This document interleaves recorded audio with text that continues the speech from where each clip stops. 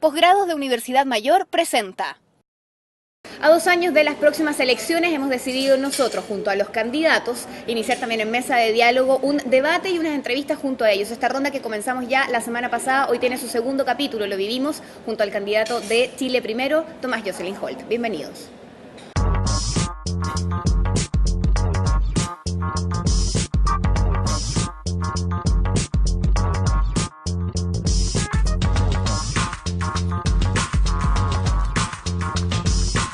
Mesa de diálogo, desde la Confitería Torres.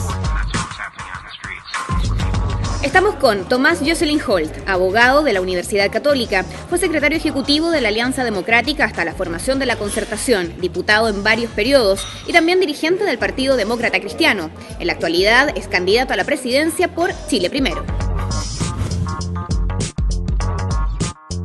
¿Cómo están ustedes? Bienvenidos a una nueva mesa de diálogo. Como siempre nos instalamos en el centro de Santiago, en este lugar ya tradicional que es nuestra casa, la Confitería Torres, que está abierta desde 1879, más que tradicional, y que por cierto nos recibe también para establecer estas mesas de conversación que hace ya una semana empezamos con los precandidatos a la presidencia de la República. Hoy nos acompaña Tomás Jocelyn Holt. Bienvenido, muchas gracias por estar junto a nosotros. Queremos partir hablando acerca de lo básico. ¿Por qué las ganas de ser presidente de Chile? Porque hay un vacío político en Chile, o sea, esa es la verdad. O sea, hoy día hay una liquidez política, hay un momento en el país, producto del hecho que se incorporan 5,5 millones de chilenos al país, que no se va a volver a producir nunca en el país. Entonces esto es una oportunidad para generar una nueva mayoría y una nueva legitimidad política para el país. Yo no lo veo como algo malo, lo veo como una cosa positiva y que yo creo que no ha sido vista por las alianzas tradicionales, al contrario, son vistas como una amenaza, que obviamente tienen por objeto reemplazarlas, porque ya no sirven esas alianzas hacia atrás. Entonces, si yo hubiera visto a otras personas, no es un problema tanto de empecinamiento personal, si otra persona se hubiera atrevido a tratar de construir esto de cero, desde fuera, haciendo lo que estoy haciendo yo probablemente lo habría terminado respaldando. Representando las ideas que usted tiene. No, si no es un problema solamente de ideas, es un problema de entender el país que tenemos hoy día, la necesidad de entender que Chile está en otra. Y la necesidad de entender que necesitamos generar otra base de colaboración en la frontera política. Ahí se va a construir una nueva mayoría en el país. No se va a construir en las puntas, no se va a construir tratando de llegar y en el fondo pelear unas con otras y en el fondo dependiendo de unas de otras. Se va a tratar de... En el fondo esas dos alianzas están muy marcadas por el pasado. No generan las dos cosas que todos quisieran. Yo participé en la construcción de la Concertación en el año 87, así que no estoy hablando desde fuera. Pero en ese entonces armamos esa concertación por dos razones. Uno, porque Chile necesitaba mayorías estables. Y dos, necesitaba resolver problemas prácticos, para lo cual necesitaba esas mayorías. Hoy esas alianzas no hacen ninguna de las dos cosas. No dan las mayorías estables ni resuelven problemas prácticos. Entonces se requiere otra etapa, algo diferente. Y eso es lo que me llama más a mí la atención para poder hacerlo. Si los demás no se atreven a hacerlo, yo creo que la próxima elección va a estar definida mucho más por carácter que por una receta fiscal o por una propuesta. Por el lado económico. No, yo creo que esos temas va a ser mucho más carácter, valentía para correr el cerco, lo que va a definir la próxima elección. Hoy día, y lo mencionaba recién, en general la clase política pasa por un momento bastante complicado y la ciudadanía se ha manifestado fuertemente en contra de lo que ha estado pasando con distintos temas. Vemos una ciudadanía en las calles, en esta semana indignada por el tema de la educación que todavía está sin resolverse al 100%. Sin embargo, en términos generales, en el fondo existe este descontento con la política. ¿De qué manera se logra conquistar a esos ciudadanos que hoy básicamente no creen en que sea posible tener un gobierno realmente distinto? Considerando más que las últimas elecciones en el mundo justamente ha primado el tema de votar por este cambio. Hay un malestar en la democracia chilena y eso hasta el día de hoy quienes han armado esto no han podido explicarlo bien, porque en el fondo existe una mentalidad tan productivista que te tiran cifras a las cabezas a las personas, que hay buen empleo, que hay crecimiento, pero en el fondo no se explican por qué motivo hay malestar. Y este malestar tiene que ver en gran medida por el hecho de que, en cierto sentido, yo lo grafico con la frase del chileno que se dice, ¿cuándo me toca a mí? En el fondo, un país que está avanzando va a generarle a una gran cantidad de chilenos la sensación por qué yo no estoy sintiendo. El grueso de los chilenos, 75% de los chilenos ganan 500.000 pesos mensuales. Esa es la clase media nuestra, no es la que gana 1,5 millones, es el 500.000 pesos mensuales. Y la verdad de las cosas es que debemos llegar a entender que es un país entero que está fuertemente endeudado, estresado, que en el fondo se ha visto es obligado a trabajar más, tiene a sus hijos en la universidad a duras penas eventualmente, en el sentido de que está endeudada para ello, y no ve la luz al final del túnel, en lo que se refiere a las oportunidades que tiene el país, en lo que ha sido el cambio que ha ido experimentando. Entonces, hay ahí un malestar que tiene que ver eventualmente con expectativas, y si es que tú ves como un poco la política chilena en las últimas elecciones ha estado subiendo las expectativas, aumentándolas, y en el fondo generando expectativas que no se pueden satisfacer inmediatamente después, vas a tener a todo el mundo en las calles como las que tuvimos durante los meses del año pasado. Yo creo que tú tienes que llegar y generar nuevamente otra base de confianza en el país. Y eso no lo... primera cosa, tienes que copar la oferta. Tú no puedes llegar y no puedes seguir con esta democracia previamente cocinada, con el arreglín previo. Cuando está todo cocinado antes de tiempo. Tienes que introducir incertidumbre a la elección, tienes que introducir competencia en la elección, tienes que copar la oferta, tienes que dejar de creer de que las vas a jugar a ganador siempre. Tienes que demostrarle a los demás que tú estás dispuesto a llegar y correr riesgos y jugártela por algo que representas, cualquiera sean esos resultados. Y las mayorías hacerlas como se hacen en Europa, no antes de la elección, sino después de la elección. Sin primarias. Sin primarias, yo no creo en las primarias. Imagínate, ¿para qué? Para que en el fondo definan el país un 2% del electorado. Eso fue lo que votaron el domingo pasado. Un 2%, un 3% del electorado. Ese es el grupo hiperventilado del país. No va a dar una nueva legitimidad en el país. Al contrario, va a darle al país la misma gente de siempre. Mira lo que ocurrió en Valparaíso con Pinto. Mira cómo la Concertación está llevando en la próxima elección municipal a alcaldes de hace 20 años. Johnny Carrasco en Pudahuel, Sergio Puyol en Macul. Da lo mismo que opinión tengamos sobre su desempeño. El único tema radica en que es el mismo grupo que se quiere quedar y no quiere llegar y soltar esto a como dé lugar. Es evidente que va a existir una especie de desafección con eso y va a existir el deseo de llegar y producir un cambio de eso. O sea, mira, el domingo pasado ocurrieron 3 hechos que para mí son sintomáticos. El mismo día gana Girardi, el girardismo en el PPD. El mismo día gana Carlos Larraín en Renovación Nacional. La persona que dice no a todo, no a las minorías sexuales, no a la reforma tributaria, el señor no. Y el mismo día, en la primaria de Providencia, pierde la sub-35, una figura sub-35, en el fondo una apuesta para llegar y trabajar la frontera política en Providencia. O sea, esas son las señales políticas de lo que son estas minorías que quieren llegar y un poco clonarse y quedarse ahí. Entonces, tú tienes que ver en el enorme país que está al frente, que es más de un 70% del país, que en el fondo está disperso y que en el fondo no sigue esto y que va a querer de alguna manera tener otro tipo de alternativas. Hay que demostrar que van a haber más. No solamente yo, van a haber otros y ojalá que se presenten todos los que quieran y se atrevan a la primera vuelta. O sea, no hay ninguna razón para llegar y entregarle a una minoría una decisión antes que eso. Diputado, en términos económicos, ¿cuánto de ese 70% podría ser capitalizado como posibles votantes para su apuesta? Bueno, la primera característica que tiene ese 70% del país, primero que nada, es que tiene el grueso de ellos nacieron todos entre los años 80 y 90. Tienen menos de 30 años. Imagínate, primera vez en el país que una nueva mayoría en el país, una nueva legitimidad, la llave de ella la tiene una generación más joven de Chile. ¿Asusta eso un poco a los políticos? O sea, asusta a las personas que en el fondo son nostálgicos y que creen que este país... Y que no están dispuestos a que cambien las cosas. Pero es una oportunidad, y es una oportunidad que la deberíamos empoderar. Mi generación, que fue la generación de la transición, se ha dedicado estos 20 años a pedirle permiso a personas que hoy día están en el cementerio. Mi generación lo que debería hacer es empoderar, viabilizar, demostrar que la generación que viene tiene condiciones adecuadas para hacerse cargo de este país y en el fondo un poco dirigirlo apropiadamente con otro tipo de temas, con otro estilo, con otra forma de ver el tema. Evidentemente que tiene un componente generacional esa demanda. ¿Por qué no?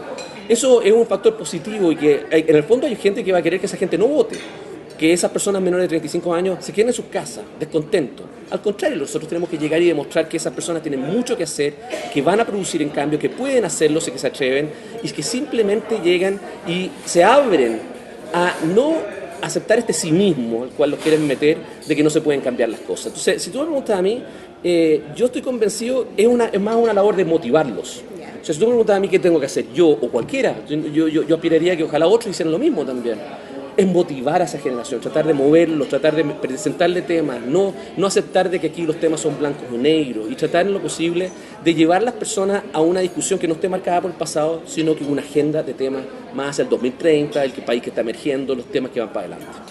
En este caso, su idea, diputado, es apostar a seguir en esta... Yo dejé ese diputado el 2002 sí. y trátame de Tomás, porque me siento incómodo en eso. Okay, perfecto. Tomás, la idea frente a esto es generar una carrera de largo plazo en el sentido de, por ejemplo, considerar tal vez estas elecciones como entrar en el ruedo de las presidenciales, pero apostar a X tiempo más adelante? A ver, esta elección yo estoy convencido que en la medida que copamos la oferta, ese 70% no se va a ir a las dos alternativas tradicionales. Nos representan más de un tercio del electorado las dos alianzas juntas. Y estoy convencido que la elección está abierta. Lo único que tú tienes que asegurarle a esa mayoría de chilenos que tú vas a estar en la papeleta hasta el final. Lo único que tienes que hacer, y evidentemente te van a ningunear en el tiempo intermedio, te van a tratar de juzgar eventualmente a que no existes o que de alguna manera la política se está definiendo por otro lado, pero las firmas van a estar, no es difícil hacerlo. Y además no solamente van a estar, se va a estar en esa papeleta, lo que va a generar no solamente un efecto respecto de mí, va a generar que otros se van a presentar, va a generar, o sea, desde el momento que me proclamaron a mí en enero, Chile Primero, el 21 de enero pasado, eso produjo una especie de apelotonamiento de candidatura en la propia concertación. Y además generó eventualmente efectos también fuera de la concertación. Entonces, en este momento yo tiendo a pensar que lo único que retiene la existencia de una papeleta de 10 candidatos, 8 candidatos en Chile, son las primarias que quieren restar oferta a los chilenos, disminuirles opciones. Pero ese es el cuento de la concertación, ese es el cuento de lo que quiere hacer la Alianza por Chile, ese es un cuento de dos coaliciones políticas que hoy día ven esto con temor y que en el fondo quieren llegar y usar las primarias como una manera de echar para abajo el voto voluntario, echar para abajo este nuevo padrón grande de chilenos. Mira, va a votar 11 millones de chilenos en la próxima elección presidencial de los 13 millones y medio que están inscritos. Nunca han habido en el pasado una elección con tanta gente y hacia el futuro tampoco, porque las participaciones electorales van a tender a bajar. Entonces, esta elección es decisiva. Hay varios temas que hoy día marcan la agenda, sobre todo en lo político, pero es imposible en el fondo entrar en ese terreno que tiene que ver justamente con estas coaliciones, sin entrar también en tu salida de la democracia cristiana. Sí. Sí, yo me salí de la democracia cristiana no tanto por un problema ideológico con la ADC. No soy una persona distinta hoy día de lo que sigo por los últimos 30 años. Y decías públicamente, no voy a desconocer mi historia tampoco. No. O sea, como absurdo, yo no he cambiado de convicciones políticas. ¿Entonces cambió la ADC? No, mi problema son dos. Mi problema es que yo tengo una discusión política con la concertación que no la puedo tener desde ahí, me tengo que salir. Y además yo no podía reunir firmas para una candidatura independiente, eventualmente militando en un partido político. Pero más allá del tema técnico, la verdad es que yo tenía una diferencia política con la conducción de la democracia cristiana, que en el fondo, en estos 14 años, ha perdido exactamente la mitad de su votación histórica, más de 1 millón de votos. Aquí, a diferencia de lo que ocurrió el 69, el 68, con el MAPU, la izquierda cristiana, el 71, que se fue efectivamente una ruptura muy violenta, Tomic el 70 obtuvo 26% de los votos. Sin esa ruptura tan violenta como fue el MAPU y la izquierda cristiana, hemos perdido mucho más que lo que fue la votación de Tomic, porque Tomic obtuvo el 26% y hoy día la democracia cristiana en las últimas 2 elecciones no alcanza el 14% de los votos. Y en la práctica hoy día todos los números indican que puede estar muy por debajo del 10% de los votos. Entonces el problema radica en que uno se puede llegar y quedar así como empecinado a decir, mira, el resto está equivocado, yo tengo la razón, pero algo está pasando en el país que en el fondo no tiene que ver con una pelea ideológica. Yo no tengo nada, no tengo un anticomunismo visceral, no quiero llegar y justamente declarar de que hay come guaguas en la política chilena, no. Pero las alianzas políticas del país están dominadas por Pinochet. Yo estuve preso 3 veces por Pinochet, pero Pinochet está muerto, lo incineraron. O sea, para ser sincero, efectivamente, seamos sinceros en esta vuelta, seguir viviendo en función de una realidad política que hoy día está superada, es un error político de todos nosotros. El país tiene que llegar y seguir para adelante, y esa fue la razón por la cual muchas de mis personas de mi generación peleó contra Pinochet. No queríamos estar dominados por odiosidades políticas del pasado, de polarizaciones de unos contra otros, queríamos que el país se reencontrara. Bueno, mi cultura política proviene de una vocación de hacer una tercera vía, no un país bipolar entre dos puntas, y es lo que tenemos. Entonces, si es que hay algunos de la ADC que han renunciado a esa vocación de una tercera vía, yo no he renunciado a una vocación de una tercera vía. Y creo que en el país hay una enorme necesidad de una tercera vía, y ojalá de más vías. De otras opciones, de otras personas que se atrevan, que quieran llegar y decir yo represento algo, quiero contribuir desde mi identidad a lo que es la construcción del país. Tiene que ver con consecuencias, entonces. O sea, defender algo, jugársela por algo, no jugar a ganador, no hacer esta política del carguito, del maletín y el celular. hacer una política en el fondo de jugársela por algo, defender lo que uno siente y contribuir al desarrollo del país a partir de eso. Tomás, vamos a hacer una pausa. Quiero preguntar además sobre el plan, en el fondo, que implica también el entrar en esta candidatura presidencial, que tiene que ver con cuál es lo que se va a hacer en términos de gobierno, eventualmente en el caso de que llegara hasta la presidencia. Estamos conversando en esta ronda de precandidatos, en esta mesa de diálogo, como siempre, desde la Confitería Torres, a través del Mostrador TV. Volvemos con más. Ya regresa Mesa de Diálogo. MBA, especialidades médicas y odontológicas, diplomados y magíster. Encuentra en Universidad Mayor el posgrado que buscas. Programas de alta especialidad y nuevas tendencias. Si sabes lo que quieres, encuéntralo en Posgrados Universidad Mayor. Nuevo Campus Alonso de Córdoba Las Condes. Estás viendo Mesa de Diálogo. Estamos en nuestro segundo bloque. Si están recién incorporándose a esta mesa de diálogo, les contamos que iniciamos hace una semana una ronda de entrevistas con los precandidatos a la presidencia de la República de nuestro país. Quedan todavía un par de años para eso, pero ya hay candidaturas que se empiezan a sumar. Bueno, les damos la bienvenida también a quienes están recién sumando, que nos ven a través de distintas latitudes, gracias al Mostrador TV, y que nos pueden seguir también a través de las redes sociales. Tomás, hablábamos antes de irnos a la pausa, dejábamos enganchado. ¿Cuál es el plan de esta candidatura? ¿Cuál es el plan de gobierno de Tomás Jocelyn Pol? Mira, los programas de gobierno se definen, son arbitrajes, se definen más bien, es un producto que se entrega más al final de la campaña más que al comienzo. Sobre todo cuando, ¿dónde va a ir el foco? Sobre todo cuando hay una candidata que está en silencio en Nueva York y hay algunos que están jugando esa estrategia como una apuesta. ¿Vendrá o no vendrá? No depende de mí, y en realidad yo tengo que llegar y prepararme a cualquiera sean los competidores que uno tenga, pero más allá de eso, los programas se van a entregar como producto al final. Lo que sí he estado haciendo en estos meses es tomar posición. O sea, me he pronunciado buena parte de una cantidad de temas sobre minorías sexuales, sobre el tema regional, sí. Hemos hablado del litio, hemos hablado de los temas tributarios, o sea, dificulto que ahora impuestos verdes, hoy día estuvimos hablando sobre reciclaje, o sea, en realidad cualquiera que haga un registro de mis opiniones, que son todas públicas y además se hacen por redes, las pueden llegar y ver, me van a poder cobrar esas opiniones. Va a ser muy difícil que yo me pueda desdecir en esa materia. Dame una pausa. Tenemos, no creo en las primarias, no se puede crear una nueva mayoría desde lo que hay en la ADC, el presidente Sebastián Piñera administró mal su popularidad. Sí.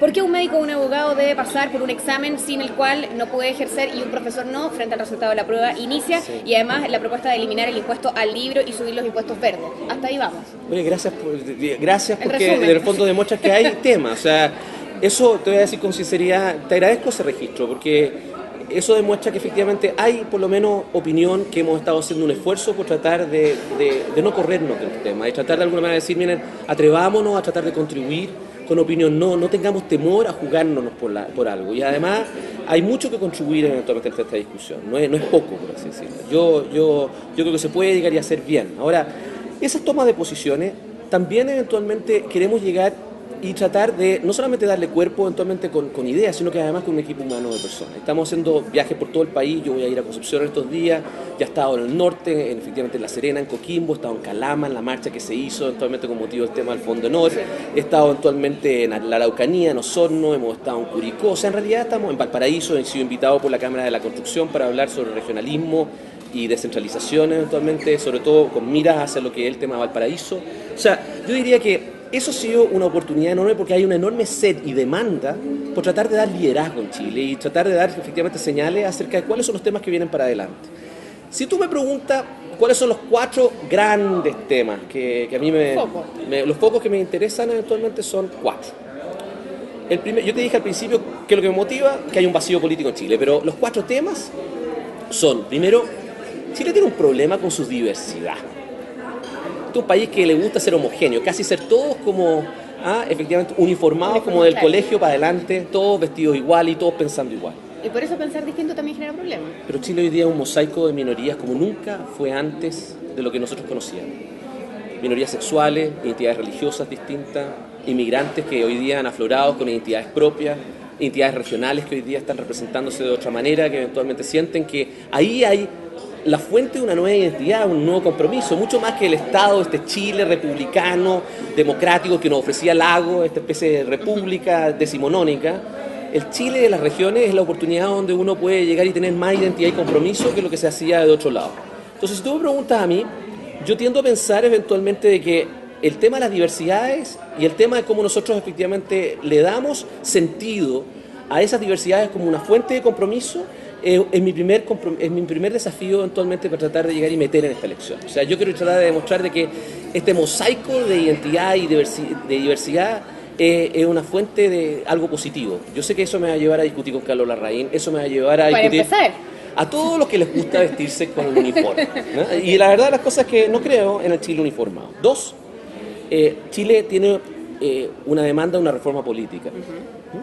Y es curioso porque en los últimos 20 años se nos ha dicho que eso no era una prioridad, que en realidad estaban los temas sociales y que esto era un tema que en realidad no estaba sentido por la población. Pero después de 7, 8 meses en las calles, eventualmente, en donde hay una demanda por cambios constitucionales, porque hay un problema de representatividad muy profunda en las instituciones del país, y es parte de la crisis política que estamos viviendo en este momento.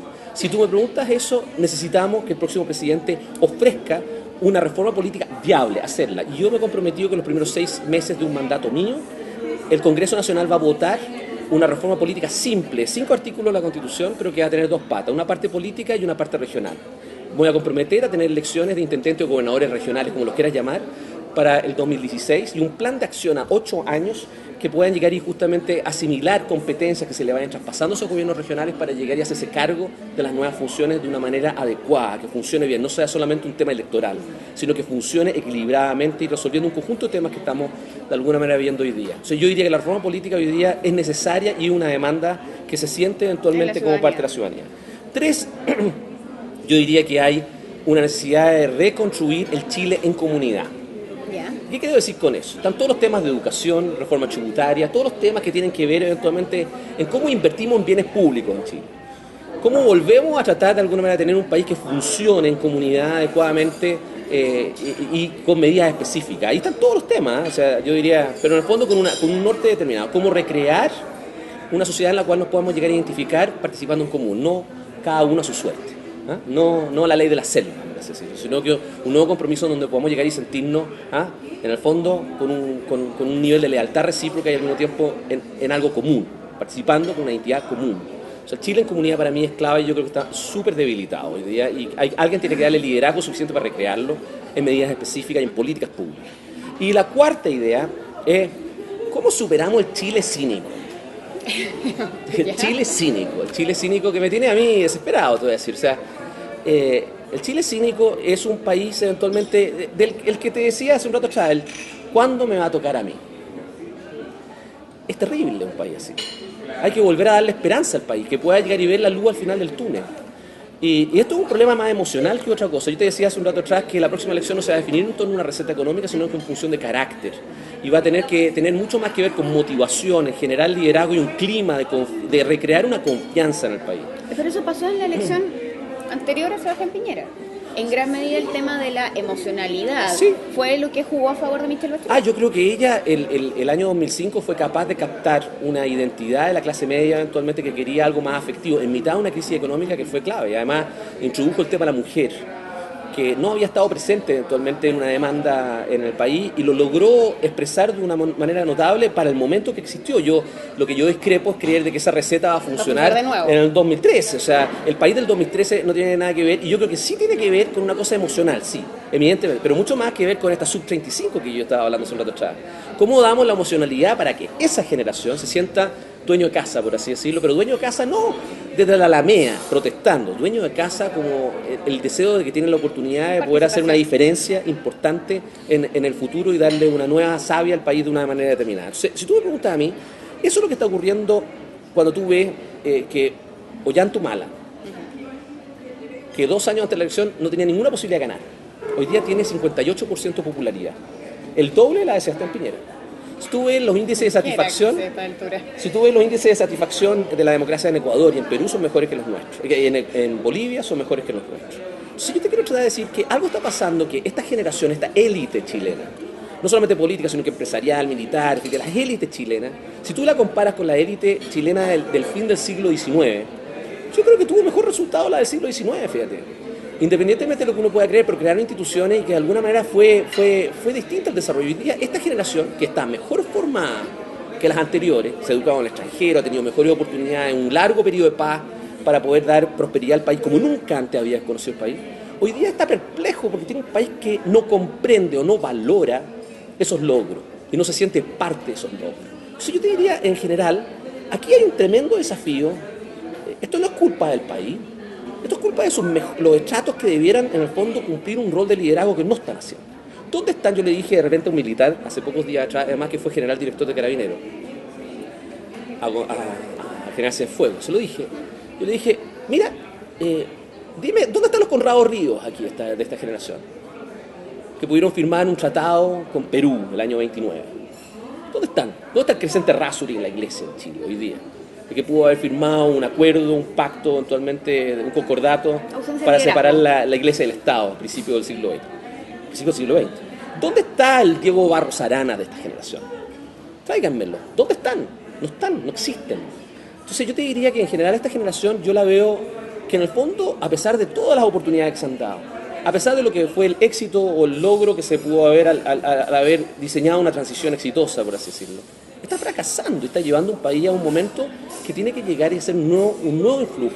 Eso no se hace buscando una persona en Nueva York, que eventualmente trayéndola para acá como desesperadamente para llevar el mismo grupo de siempre, para que vuelvan al sector público. No se hace apostando al descrédito del presidente actual para que le vaya mal y volvamos a lo anterior. Se hace realmente tratando de interpretar lo que hay en el país hoy día y viéndolo en positivo, viéndolo como una oportunidad. Yo no soy mesiánico, yo no estoy diciendo que soy el único que puedo llegar a encarar eso. Pero que lo hagan otros. Que se tiren a la piscina, que lo hagan, se atreven, hagámoslo en común. Este es un país que lo debemos construir todo, nadie sobra aquí. Ese es como el deseo.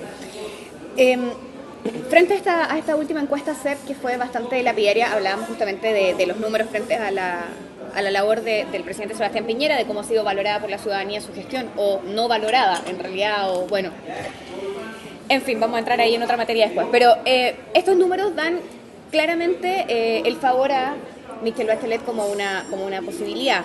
Estos números muestran que la ciudadanía no cree en muchas de las cosas que se prometieron justamente porque no se han cumplido, que hay una separación enorme entre lo que se genera como promesa de campaña y lo que la ciudadanía finalmente termina recibiendo. Por ejemplo, el tema de la delincuencia, que fue uno de los caballitos más importantes de la campaña del presidente Sebastián Piñera, que hoy día prácticamente la gente dice, esto me decepcionó absolutamente. Más allá de los casos puntuales y llevándolo a tu caso, ¿cómo se manejan las expectativas? En las campañas uno escucha una cantidad de promesas, cuando los políticos dicen también lo que no se puede hacer. A ver, tú has hecho como 3 preguntas. Toquemos la CEP, que para mí es un buen tema porque la encuentro interesante. Mira, yo no creo en una democracia que depende de encuestas. Es más, le ganamos a Pinochet sin ellas. Yo tampoco creo en el rating en televisión, pero es lo que miro. No, pero hay empresas que, por ejemplo, se salen de la bolsa justamente para no estar sujetas a las valoraciones día a día que hace la bolsa, que les impide eventualmente hacer estrategias de largo plazo y las llevan eventualmente a una rigidez en lo que son sus desarrollos. Aquí ocurre lo mismo. Si tú te mides eventualmente en lo que está ocurriendo en mediciones muy estrictas, te va a impedir eventualmente hacer una estrategia más de largo plazo, que en este caso es una elección presidencial a 2 años. Segundo, la única pregunta que hubo en la encuesta CEP sobre el tema presidencial es una pregunta abierta. Y te quiero decir algo, el voto no es una pregunta abierta, es una pregunta cerrada. Y no confundas valoración personal con lo que es eventualmente voto o intención de voto. Frey, en octubre del 2008, un año antes de la elección del 2009, ganaba la elección presidencial. La ganaba. Se desplomó en mayo del 2009, porque empezó a existir un escenario que no estaba prefigurado por las opciones que estaban discutidas en octubre. Marco Enrico Minami en marzo del 2009 tenía 3 puntos en la encuesta en todas las mediciones y llega a tener 20 puntos al final. Lo que dice esa encuesta, si tú vas viendo eventualmente cómo se comportan esas preguntas, es que si es que no estuviera Michelle Bachelet, la elección está absolutamente abierta. Y si es que está, tiene 51%, por así decirlo. Tú das esos números como concluyentes. Ella obtuvo el 2005 52% de los votos. En realidad, para ser sincero, aquí es muy difícil creer, como lo está creyendo y como están construyéndolo un conjunto de personas que están... No estoy hablando de ella, porque no tengo nada en contra de ella. Yo sé que ella quería por el país. O sea, yo no quiero... En esto no estoy discutiendo con ella. Estoy discutiendo con esta camarilla que quiere construir una especie de hecho ya consumado, por así decirlo, de realidades, y trata tratando de construir un hecho político, por así decirlo. Lo tratan de construir. Y en el fondo es muy histérico lo que están haciendo. Porque en el fondo lo que están haciendo, que es súper despiadado dentro de la propia concertación, están peleando unos con otros. Han peleado meses sobre un mecanismo. Cuando han tenido en Chile a todos los estudiantes eventualmente en la calle porque sus familias están endeudadas por educación. Es una cosa insólita. Toda la visibilidad de los candidatos a las primarias en este momento es para discutir sobre el acuerdo demócrata cristiano, PS, si va a haber primaria o no, si va a haber... O sea, la verdad, las cosas, que seamos sinceros, es como una forma muy errónea de una élite nacional. Ni siquiera solamente meto a los partidos, los meto a todos, por así decirlo, los principales diarios, meto al mismo tiempo a estas encuestas, que en el fondo están partiendo de una realidad muy rígida del país, que no parten de un supuesto que está también reflejado en esas encuestas. Esa enorme dispersión que en el fondo quiere otra cosa. Si tú no le das más oferta, en noviembre del próximo año, cuando se haga la elección, evidentemente se van a quedar con lo que tienen.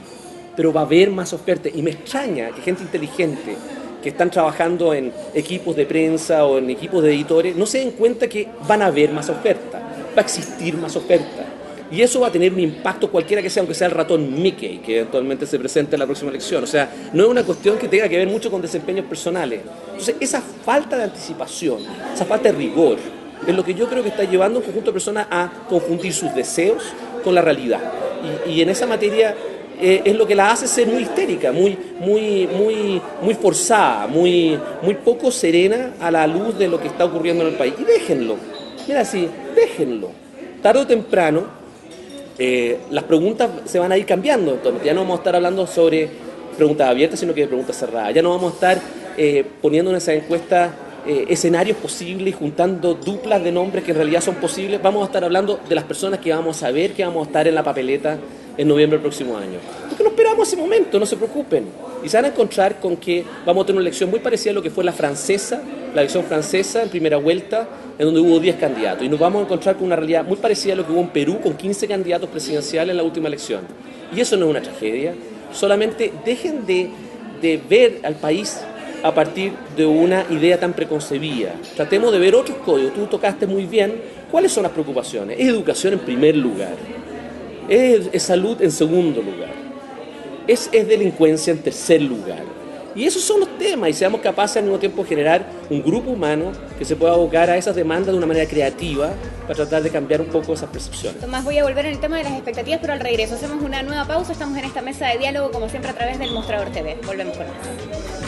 Ya regresa Mesa de Diálogo.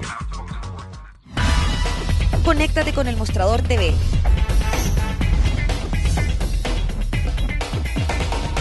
Búscanos en Facebook. Síguenos en Twitter. Comparte nuestros videos. Y revisa nuestra web. Nos mantenemos conectados a ti gracias a las redes. El Mostrador TV. Estás viendo Mesa de Diálogo. Tercer bloque de nuestra mesa de diálogo, un momento para saludar como siempre a la Universidad Mayor, donde puedes encontrar el posgrado que estás buscando y programas de alta especialidad y nueva tendencia. Si sabes lo que quieres, encuéntralo en Universidad Mayor. Te preguntaba acerca de las expectativas porque en general, en el fondo, el marketing también empieza a operar mucho en las campañas y uno ve cómo en general la política utiliza frases de efecto, temas para lograr conquistar a este público, en el fondo, que son los votantes, pero pocas veces se habla también de cuáles son los límites de las expectativas. Es decir, por ejemplo, y vuelvo al tema de la delincuencia, en el caso de la campaña que hizo el actual presidente, poner el candado a esta puerta giratoria, al final era algo que era imposible hacer. Entonces uno dice, ¿en qué minuto también se asume los límites de las expectativas? ¿Cuánto es lo que realmente se puede hacer? Y también se le dice a la gente, esta parte no la podemos hacer. La elección del 2009 fue un abuso de expectativa y en el fondo las protestas que hubo el año pasado fueron la respuesta a lo que había sido la oferta. De una decepción gigante a una expectativa gigante. Pero en el fondo, actualmente lo que estamos teniendo es un riesgo que volvamos a repetir esto el próximo año a través de lo que es la discusión del debate tributario, porque en la medida que el gobierno no zanja adecuadamente una reforma en función de las expectativas que existen con respecto a los gastos que el mismo gobierno ha generado en materia de educación, la verdad las cosas que lleva a la próxima elección un remate de lo que van a ser las propuestas tributarias de cada uno de los candidatos presidenciales. Lo peor, ni siquiera de nosotros, sino que de los dos candidatos que hoy día son vistos como candidatos continuadores del gobierno de Sebastián Piñera. Ellos van a tener que llegar y hacer ofertas tributarias por sobre las que está haciendo el gobierno de Sebastián Piñera hoy día.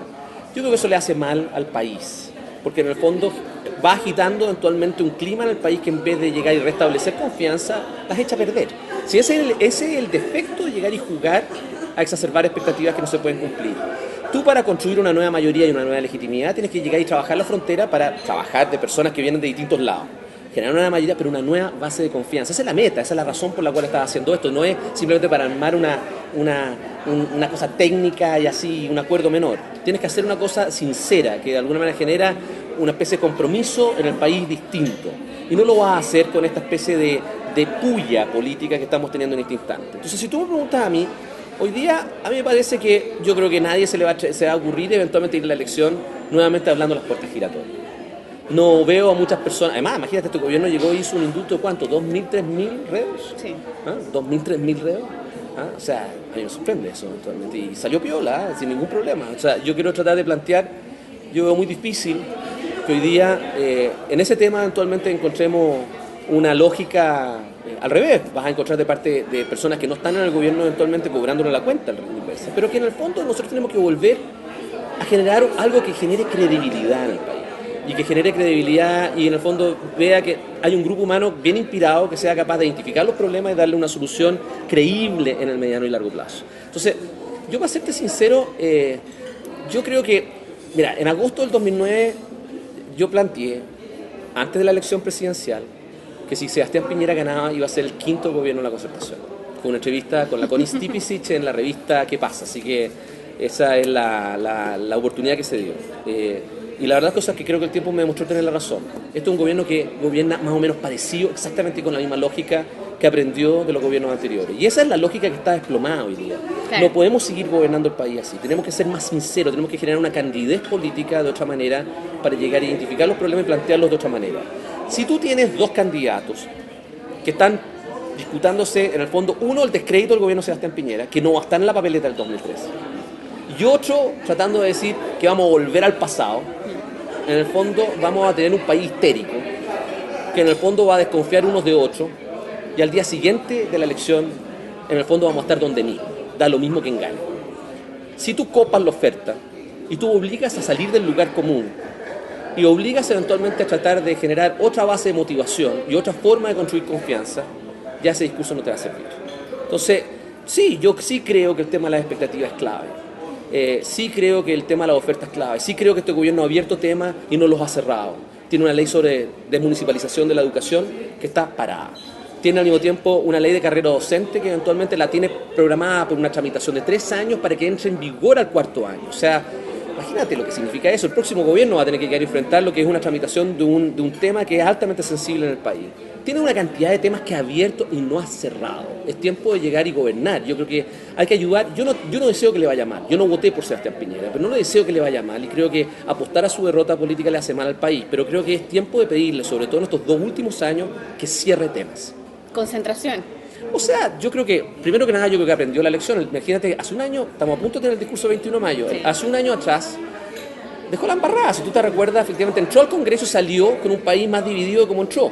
Se fue a Italia a 5 días de vacaciones y volvió al país sin entender por qué el país estaba protestando. Y en el fondo había sido porque anunció la más grande reforma de educación que jamás el país había conocido hasta esa fecha. Las expectativas. Y ahí generó una expectativa que ni siquiera tenía los proyectos en la mano. No tenía, y ahí abrió los temas respecto a financiamiento, abrió los temas respecto de carrera docente, había una cantidad de temas que no tenía cerrado, no tenía preparado, no sabía lo que quería hacer. Entonces, yo lo que creo que ahora se iba a concentrar en lo que se había logrado. Bueno, porque en el fondo demuestra que la estrategia seguida fue un error, pero más allá de eso, lo que quiero tratar de plantear, tenemos que ayudar a que eso pueda cerrar bien. Y yo, en este punto, no es cosa que estoy tratando de ser una especie de especie de Juan el Bautista, esta cosa, al contrario. Creo que en este punto vamos a encontrarnos con un conjunto de personas que quieren convertir la próxima elección presidencial en un plebiscito. Y no es un plebiscito, no es sobre el futuro y no es sobre el pasado.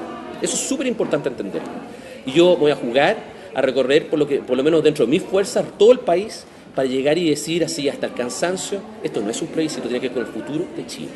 Tomás, tú fuiste asesor de los temas regulatorios en las universidades. Sí. Venimos de una manifestación, la segunda manifestación de estudiantes de este año, muy masiva, muy masiva. Ellos cifraron en más de 100.000 personas en la calle ayer. Y vemos que hoy día se da una dualidad entre, por ejemplo, lo que está pasando hoy día en el Congreso y estas discusiones que hay, donde la ADC dice no hablamos más con el gobierno y cortamos relaciones porque están acusando casi del asesinato de imagen a Michelle Bachelet con el caso de Tsunami, y discusiones de ese tipo en el Congreso, y a la ciudadanía preocupada de los temas importantes, que es educación, que es salud, que el tema de la desregionalización. Entonces, uno se pregunta, frente a las próximas elecciones, ¿realmente los políticos se van a preocupar de los temas que la ciudadanía hoy día tiene en las calles y que resultan ser los importantes? Hay dos temas que a mí me saltan muy fuerte en lo que ha sido estos meses. El primero, detrás de la protesta estudiantil, hay un deseo de la clase media eventualmente por surgir y ver la luz al final del túnel del esfuerzo que hace de mandar a sus hijos una educación y que sirva para algo.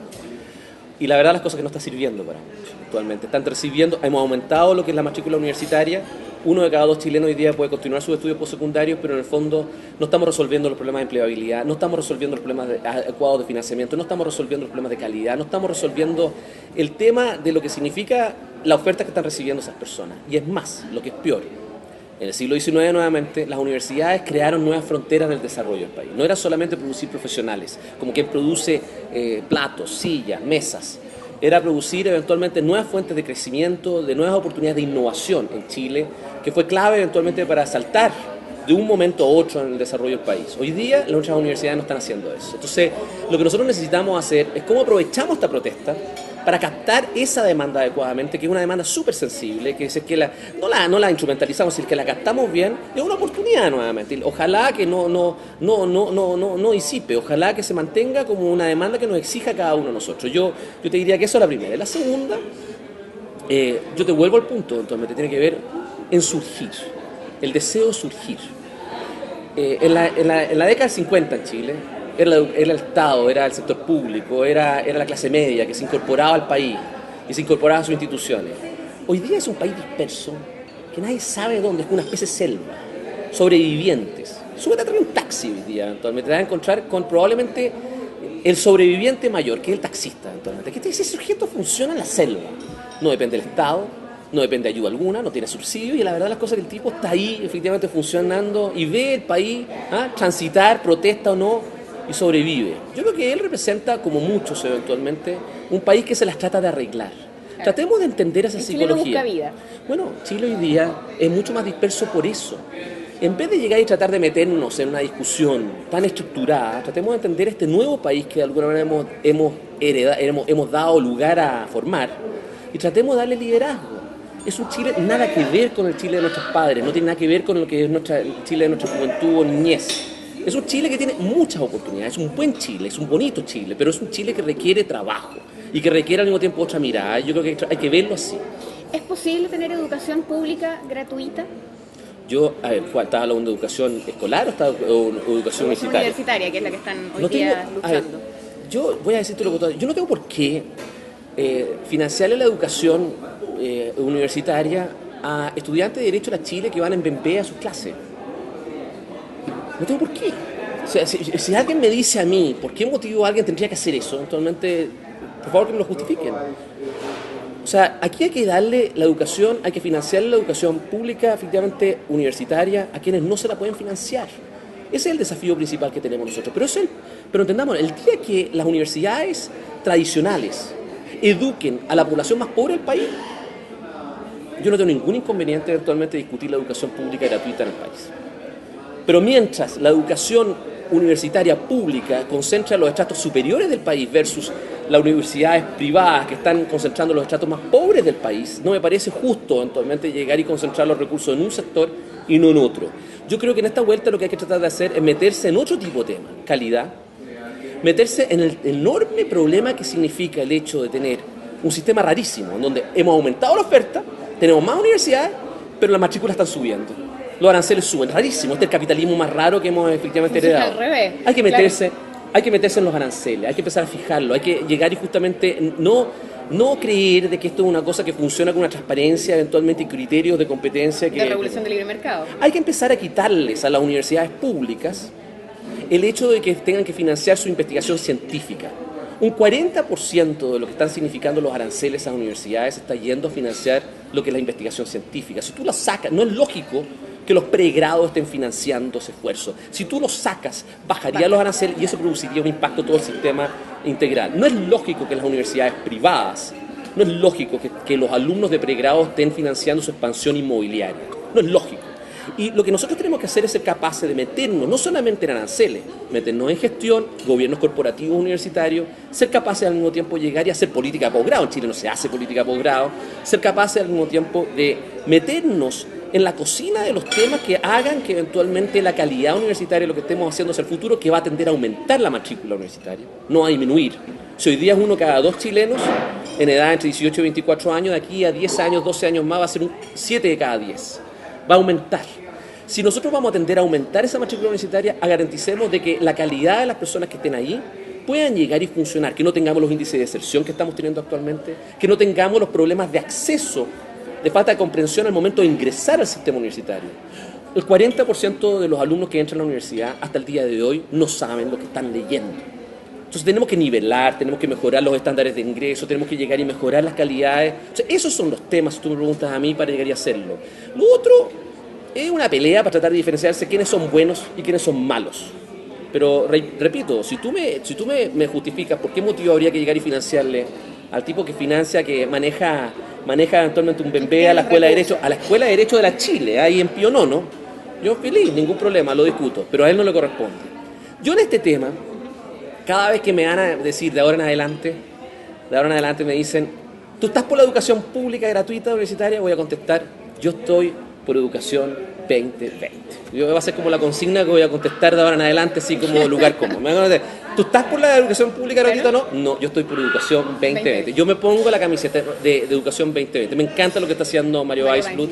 Además lo ha hecho con un conjunto de personas sub 35, gente joven, que ha generado una demanda nueva de temas eventualmente en el tema educacional y se han echado al detalle y no han sesgado, no se han vuelto ideológicos, no han sido instrumentalizados por partido alguno, están jugando una cancha absolutamente abierta y han hecho un tremendo bien, tanto desde el punto de vista de los que están fuera del gobierno como los que se sienten interpretados por él. O sea, yo creo que realmente, si tú me preguntas, cada vez que me tiren aquí, tú eres por la educación pública gratuita, la educación universitaria, o sea, que distingamos.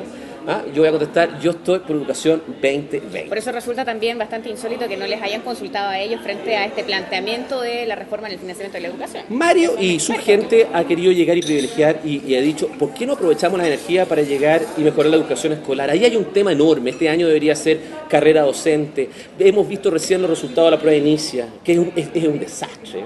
O sea, los desempeños efectivamente universitarios que hemos tenido ahí, que además están revelando que las carreras de pedagogía son un desastre eventualmente y hay un enorme engaño eventualmente a la población respecto de la calidad de los profesores que estamos produciendo.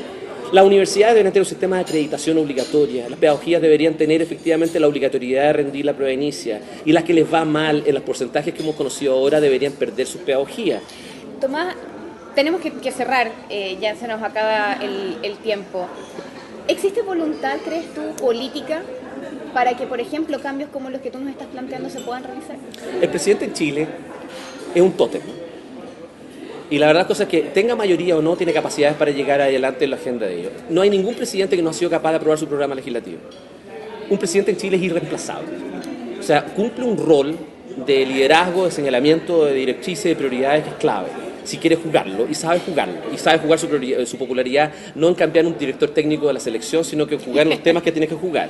O sea, si tú me preguntas a mí, eventualmente yo creo que se puede hacer si es que lleva los temas adecuados y genera en la elección las prioridades para la etapa siguiente. Los dos temas que a Sebastián Piñera no se le han enredado en el Congreso son los que llevó a la elección del 2009, que son el postnatal y el 7% del jubilado. Bueno, yo lo que me estoy tratando de comprometer es tratar de llevar lo que yo creo que debería ser un plan de acción en las prioridades, los temas que me quiero identificar, para lo que identifiquen mi gestión en los próximos 4 años. Te puedo asegurar, si esto se hace bien, se tiene la mayoría y se ordena el naipe. No tengo ningún temor de eso. No tengo ningún temor de dónde se va a reclutar los profesionales para hacer esto, porque la misma dispersión que existe en Chile existe también entre esos profesionales. El deseo de llegar y generar una nueva etapa, un deseo de colaborar de otra manera, y estoy convencido que se puede generar el liderazgo adecuado para llegar y ordenar esas expectativas. Si tú me preguntas a mí, no estaría en esto si yo no sintiera que eso se puede hacer. 4 son los puntos claves del plan que nos presenta Tomás Jocelyn Hall. Nos dice claramente que esto se va a construir obviamente más cerca ya del final de estos próximos 2 años, pero con 4 focos: el mosaico de las diversidades, la reforma política por el problema que hay de representatividad hoy día, la reconstrucción en comunidad y este Chile cínico que nos también reflejaba en el bloque anterior. Tomás, te quiero agradecer enormemente por estar junto a nosotros, desearte mucha suerte, dejarte invitado, por cierto, para que podamos también reconversar esto. Quedan todavía un par de años para ir adelante frente a este tema y, por cierto, hacerte también entrega de unos regalos que siempre tenemos para nuestros invitados. Feria Chilena del Libro te envía esta epopeya de las comidas y las bebidas en Chile de Pablo de Roca, que va acá destacado también dentro de los libros vendidos que tiene la gente de Feria Chilena del Libro, acompañando la tradición de lectura en nuestro país. Y también la vinoteca, esto sí que te tienes que ir a pie, así que eso es la nueva ley de alcoholes, que envía de regalo, ¿qué nos mandó esta semana? Muy bueno. Ah, champaña, mira qué rico. Acá está. Carta Nevada, champaña que va con método tradicional, dice desde 1861. Este va a regalo para ti, lo envía como siempre la gente de la vinoteca, que también nos ayuda a entregar algunos regalos a nuestros invitados. Muchas gracias, muy amable. Mucha suerte, muchas gracias por estar junto a nosotros y nos veremos en la próxima. Va a haber seguramente más tema para conversar. Gracias a ustedes también por acompañarnos, nos vemos como siempre en Mesa de Diálogo a través del Mostrador TV.